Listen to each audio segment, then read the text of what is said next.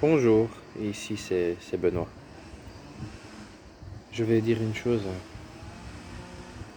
et je prie Dieu notre Père pour que ces paroles pénètrent dans le cœur de ceux qui l'entendent.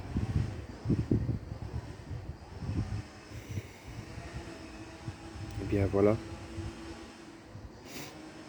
toi qui souffres,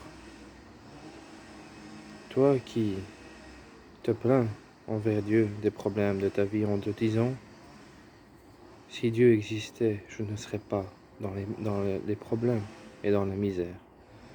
Mais je te le dis en vérité, Dieu n'est pas responsable des problèmes de ta vie. C'est l'absence de Dieu dans ta vie qui est responsable. Je te le dis en vérité.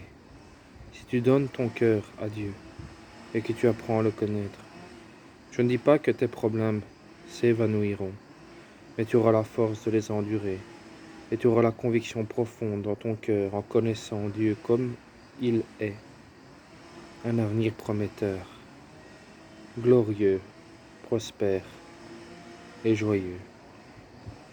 Dieu te donnera un amour dans ton cœur, un amour que tu ne connais pas, qu'aucun homme sur terre ne peut te donner.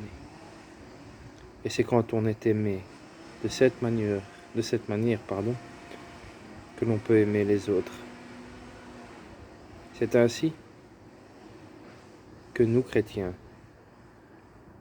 nous pouvons marcher et proclamer fièrement le nom de Jésus-Christ, le Fils de Dieu, mort sur la croix pour les péchés du monde, pour le salut de quiconque croit, et il est ressuscité le 3e jour, pour que nous aussi, nous soyons ressuscités et que nous vivions éternellement.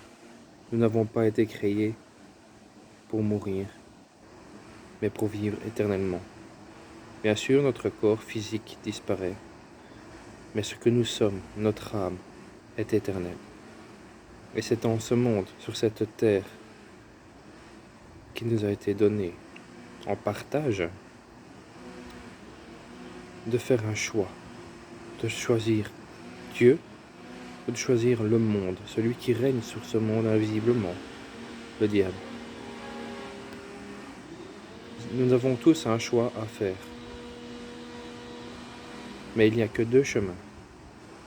Celui que tout le monde suit, la plupart des hommes sur terre, là où Dieu n'est pas. Et ceux qui suivent Dieu et son Fils Jésus-Christ, qui en souffrent peut-être, mais ils en souffrent dans la joie parce qu'ils savent leur avenir. Ils savent qu'ils auront la vie en abondance par Jésus-Christ.